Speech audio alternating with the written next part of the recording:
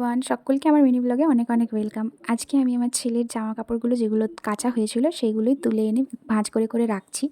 আর তোমাদের সাথে একটা কথা শেয়ার করতে এলাম, সেটা হচ্ছে গিয়ে আমি সিজারিয়ান ব্যাপারটাকে ভীষণ ভয় পেতাম। নর্মালটাকেও ভয় পেতাম, বাট সিজারিয়ানটাকে অনেক বেশি ভয় পেতাম, কারণ ভাবতাম যে এই এতগুলো চামড়া কাটবে, পেটটা কাটবে, অনেক ব্যথা হবে, আমি বাঁচবো কি না এটা আমি ভাবতাম। আর আমার বাঁচা মরাটা আমি যতটা না কেয়ার করতাম, তার থেকে বেশি ভাবতাম যে আমি যাকে পৃথিবীতে আনতে চাইছি সে পৃথিবীতে আসার পর যদি আমিই না থাকি তাহলে তাকে কে আর কে করবে।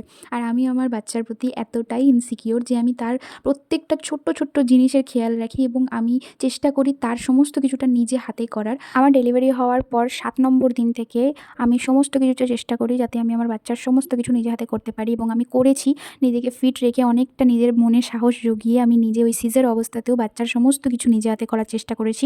আমি কিন্তু বাচ্চার কোনো কিছু আমি কাউকে দিয়ে করানো পছন্দ করি না এখনও অবধি, এবং চেষ্টা করব বাচ্চাকে আমি সব দিন নিজে হাতে কেয়ার করার। আমি ভগবানকে ডাকি যেন আমাকে অনেকটা ক্ষমতা দেয়, আমি যেন সবটা নিজে হাতে করতে পারি।